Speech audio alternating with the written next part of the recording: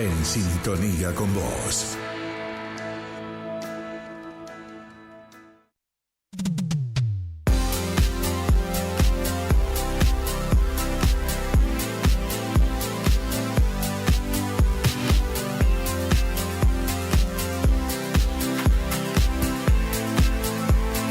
...24 ya de las 8 de la mañana. Vamos ya con, todos los temas de actualidad y que resuenan en la provincia de Misiones.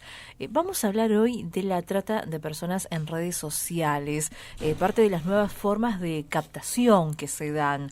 Para esto vamos a charlar con Janina Elizabeth Boschman, coordinadora de Prevención, Protección y Asistencia a Víctimas, que hoy está en estudios con nosotros. Buenos días, Janina, bienvenida. Muy buenos días, muchas gracias por la invitación. Decimos madrugar. No, esto pasa todos los días. Levantarse temprano, tenemos que levantarnos igual. Pero la tranquilidad que hoy Posada está tranquila. Bueno, porque no hay clases, creo que no hay clases en algunos lados. La ruta estaba tranquila dentro de todo cuando llegamos acá. Así la verdad que sí. Una tranquilidad. Y salió el sol. Sí. Salió el sol para todos los argentinos. Sí. Creo que eso es lo primero que vamos a decir todos. Y ganamos. Bueno, Sí. Janina, hablemos de este tema que es tan importante, ¿no? El hecho de la prevención de trata de personas. De hecho, me estoy viendo acá el folleto que me diste. Misiones previene, de eso se trata. Está muy bueno este encabezado. Y de hecho, nos gustaría que nos cuentes un poco cómo ha cambiado la modalidad de captación de las víctimas de trata de personas hoy en día. Sí, siempre hacemos esta mención, ¿no? De que lo que más se modifica es justamente la captación después de la pandemia, que fue, la pandemia fue un antes y un después en las modalidades, ¿no? En el modus operandi de este delito, porque al frenar todo, ¿no? La pandemia para toda la circulación, muchas veces la trata, nosotros decimos que se mueve muy parecido a un turista, a una persona que recorre, que viaja, ¿no? Se camufla de esa manera. Claro, se camufla como una persona que generalmente las víctimas van también engañadas, entonces van paseando, paran en una estación de servicio, se alojan en algún lugar, comen en un restaurante, o sea, es muy parecido, ¿no? Le pinta otra cosa. Sí. Claro, no se dan cuenta hasta que llegan a la situación de explotación o al lugar, a lo que están siendo sometidas, ¿no? Pero en sí, con la pandemia para toda la circulación de personas y lo que hacen estas redes delictivas, que no es más que lo que vienen haciendo hace siglos, desde que existe la sociedad, las personas, porque esto es la esclavitud, no es nada nuevo la trata de personas. Entonces, desde la esclavitud a hoy vienen salteando derechos, de alguna u otra manera buscando vetas para poder, sacar provecho con otra persona, ¿no es cierto? Porque eso es la explotación. Es una persona o un grupo de personas que sacan provecho de otra. Entonces, en la pandemia esto ellos buscan las vetas y se van también al celular, que el celular es algo, o el internet, ¿no es cierto?, que es algo que en la pandemia se inserta en todas las casas, incluso en las que no habían, y se inserta independientemente de la edad, independientemente de la clase social, del lugar, se insertan todas las casas y de repente todos necesitábamos conectividad y ellos también se fueron a ese ámbito y empezaron a utilizar distintas estrategias. Sí, lo que más se modifica es la captación, ¿no? Porque la trata, lo que dice es eso, es un camino que lleva a una persona vulnerable a una situación de explotación. En ese camino hay una captación, hay un ofrecimiento, hay un traslado, hay un momento quizás de resguardo, de acogida en otro lugar, hasta que llega al lugar de explotación. En este camino la persona es trasladada de un lugar a otro y generalmente va engañada. Entonces, en la captación quizás es con la captación con una propuesta laboral engañosa, ¿no es cierto? Captan con la propuesta laboral. Más Después, hoy en día que todo el mundo está buscando trabajo. Exacto, siempre las situaciones económicas hacen que se agrave o no estas situaciones, ¿no?, de explotación. Janina, te quería consultar ahí con este modus operandi que nos estás contando, ¿dónde se ve es lo más recurrente? ¿A nivel nacional o a nivel internacional? Porque tengo un dato, a estos días me pasaron un dato, donde viene captación desde el otro lado de Brasil, por ejemplo, se camuflan, hacen amistad e inclusive hacen contacto ya directamente, conoce a la víctima, se presentan y dicen, bueno, yo me voy a Brasil, yo tengo una inmobiliaria, vas a trabajar, te espero, te hago todos los papeles, te dejo el pasaje, te espero allá. Uh-huh. Así que, bueno, después, por cuestiones o sea, voy a ser anónimo, ¿no? No es una denuncia, pero viene una desconfianza y después se descubrió que no era tal cosa, que era para otra cosa. Cuando se hizo la investigación, era un policía brasileño. Uh-huh. Terrible. Sí, generalmente la propuesta laboral siempre es prometedora. Sí. Y muy buena. Claro, nunca... Cuando la limona es muy grande, hasta el centro desconfía, dice, ¿no? Claro, entonces, nunca te van a decir la verdad, digamos. Entonces, claro, siempre la propuesta laboral es engañosa y es muy prometedora y es justamente el arma principal de estas redes, uh-huh, porque de esa manera es que la persona va manipulada, engañada y, digamos, va y cae en las redes claro, de explotación, porque si le dicen, digamos, a lo que va a ser sometida, obviamente no va a ir.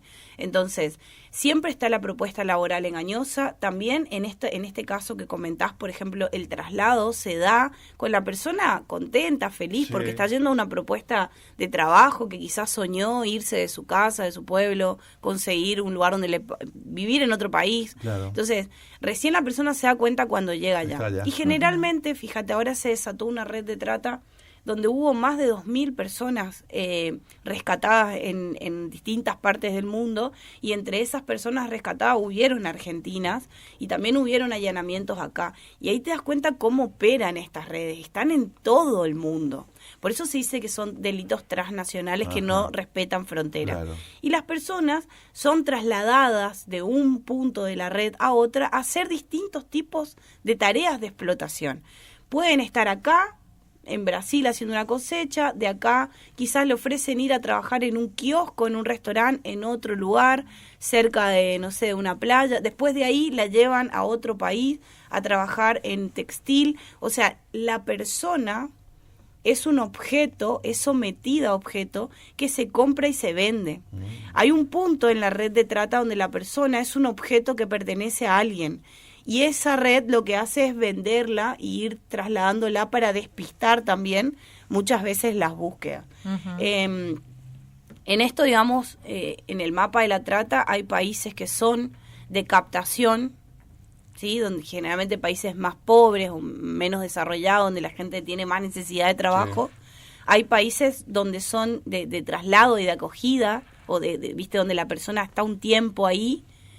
Generalmente puede suceder, por ejemplo, que le dan realmente un trabajo, por ejemplo, en un restaurante o para que despistar, digamos, claro, a dónde la están llevando. La familia está contenta, la persona cuenta que está trabajando, o sea, con el tiempo, ¿no? Se va despistando y de ahí la llevan, por ejemplo, a otro lugar hasta que lo van llevando y la van moviendo también en la actividad. Claro. Es muy difícil para nosotros ver la trata de personas, porque la mayoría de nosotros cree, o sea, mucho tiempo se dijo sin clientes no hay trata, ¿sí? Sí, exactamente. Pero eso se piensa solo en lo sexual, en la explotación sexual, pero no se ve todo lo que hay, otro que los distintos tipos de trata. Exacto. ¿Sabes qué? Justo iba a preguntarte, Janina, ¿cuáles son los perfiles más vulnerables justamente a la trata de personas? Hablamos de gente grande, pequeños, hombres, mujeres. ¿Cuál es el grupo de mayor riesgo? Bueno, por mucho tiempo el grupo de riesgo fueron mujeres y niños, digamos, pero también esto es algo que se modifica, ¿sí? Personas que siempre fueron mujeres pobres, de zonas vulnerables o sin educación, ¿no es cierto? Niños, niñas, adolescentes, siempre estuvo asociado a eso. Sin embargo, hoy, con estas nuevas modalidades, nosotros vemos que cambia un poco la población vulnerable, porque hoy es vulnerable todo aquel que tiene un dispositivo y que no tiene herramientas de cuidado, ¿sí? Claro. Entonces, hoy pasaron a ser vulnerables por ahí segmentos que antes no eran. Por ahí clase social media o media alta, ¿sí? Hoy para tener un celular ya tenés que tener una clase social. Sí. Tenés celular, conectividad y saber usar ese dispositivo para conectarte en todas las aplicaciones o plataformas donde están hoy operando las redes.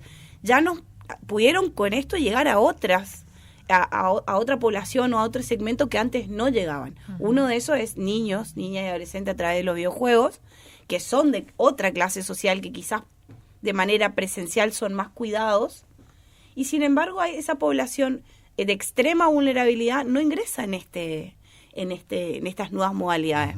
¿Por qué? Porque no tienen dispositivo, porque no tienen conectividad. Digamos, esa población que antes era la más vulnerable, hoy con estas nuevas modalidades ya no la son, digamos. Pero sí está relacionado con eso. Hoy somos vulnerables todos los que tenemos un dispositivo. Eso es algo clave, y justamente viendo acá todo lo que tiene que ver con la captación sexual y laboral, esto de cuidar los datos en línea.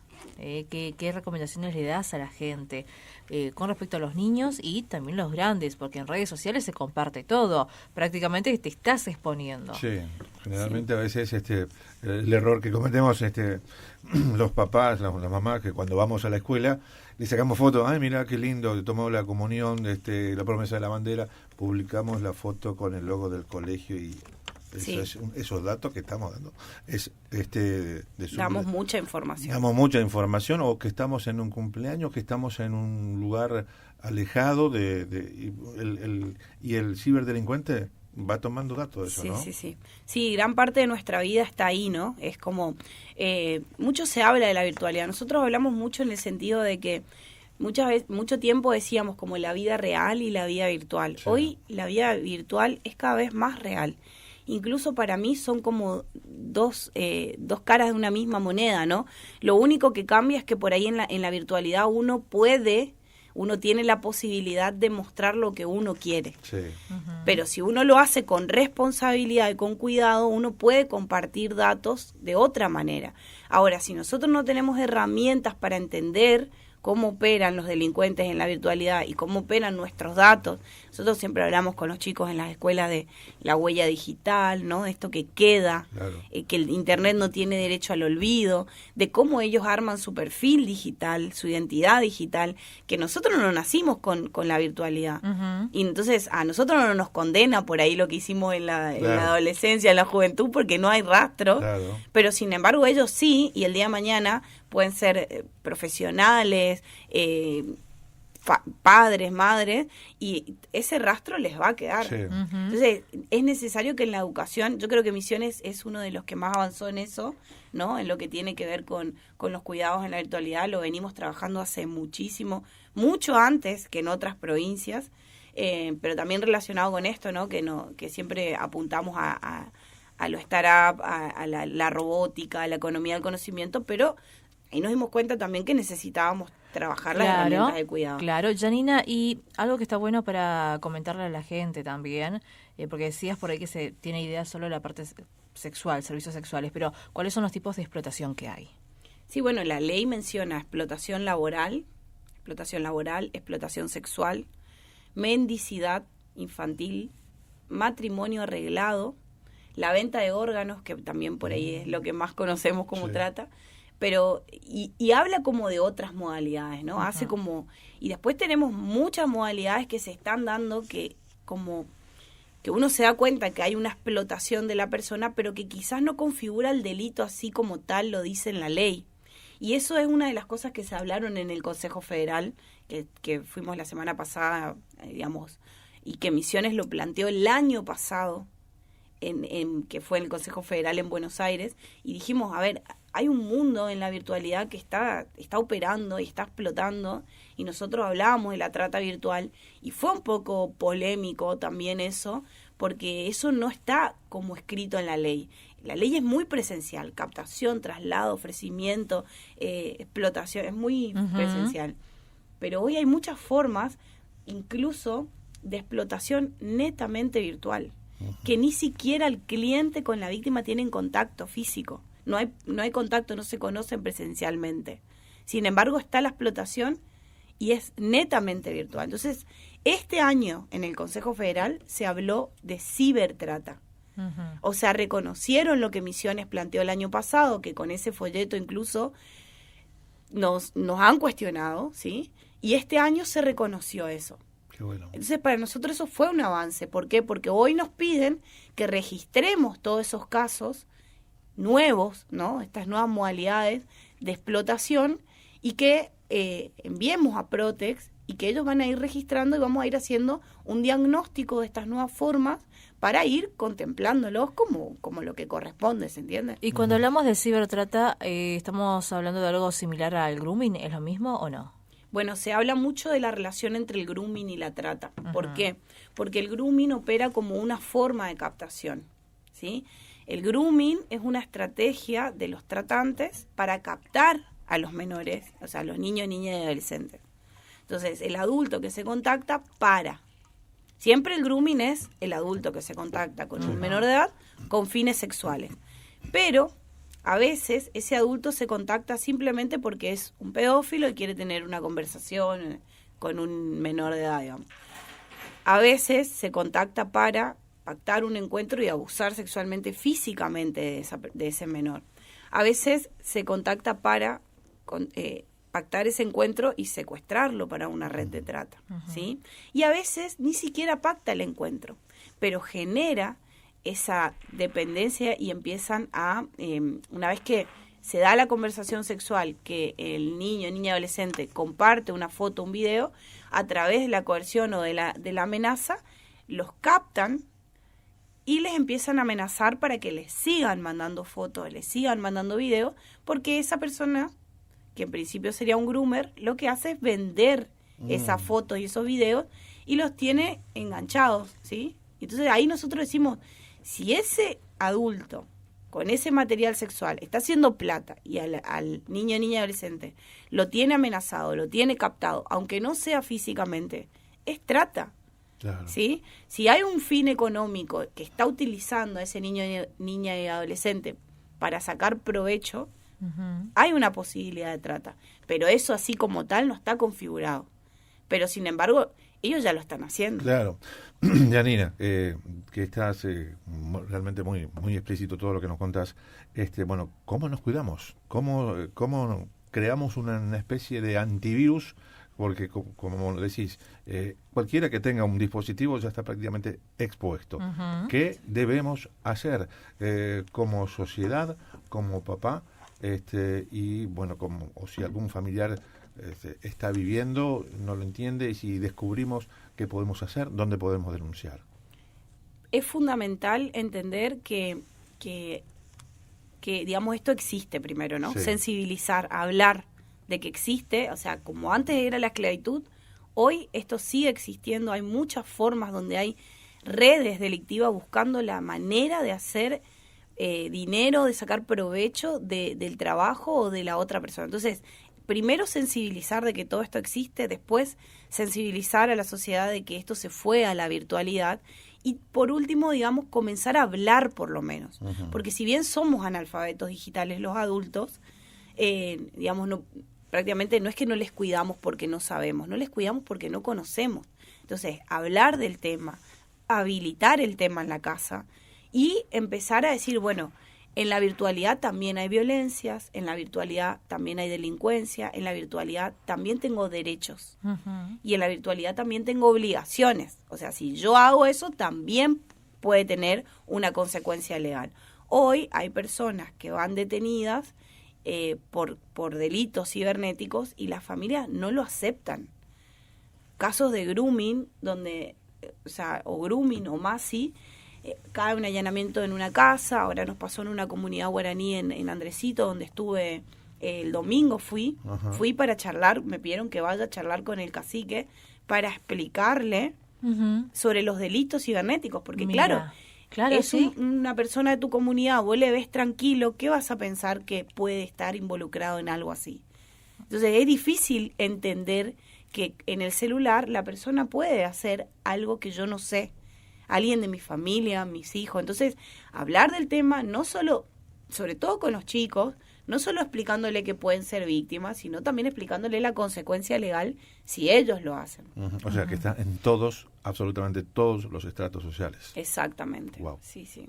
Y por eso es bueno hablar de estas cuestiones, ¿no? Janina, agradecemos mucho que hayas venido a los estudios de la radio. La verdad que es un tema muy interesante para seguir abordando. Líneas en las cuales las personas se puedan comunicar, quizás para acceder a más información o por ahí denunciar algún caso o alguna sospecha que tenga o asesorarse. Bueno, nos pueden seguir en nuestras redes, que es Trata Misiones, ¿sí? Que depende de Vicegobernación. Ahí hay mucha información. Nosotros se pueden contactar con nosotros para lo que tiene que ver con charlas o asesoramiento. Pero nosotros siempre difundimos la línea 145, así, 145 desde cualquier celular o teléfono fijo. ¿Por qué? Porque esta línea es específica de trata. Y es una línea creada por ley para eso, donde hay profesionales que están ahí muy preparados para recibir ese tipo de situaciones. Y no es solo para denuncias, también es para asesoramiento. Bien. Entonces, ¿para qué puedo, por ejemplo, llamar a la 145? Si yo veo una situación extraña, por ejemplo, de donde hay una presunta situación de explotación sexual, donde un tercero explota a otra persona, un movimiento raro en un departamento, donde entran y salen hombres, hay niñas que entran y salen, hay personas que vienen, las buscan, las llevan. También se pueden denunciar presuntas situaciones de, pues sí, esta situación parece una esclavitud, como está esta persona, cómo lo tienen, ¿sí? Una presunta situación de esclavitud, eso también. La servidumbre, decís, a esta le tienen como una sirvienta, bueno, eso también. La desaparición de personas ante una presunta situación de propuesta laboral, ¿sí? Se fue a trabajar y desapareció. Sí, eso también podemos llamar a 145.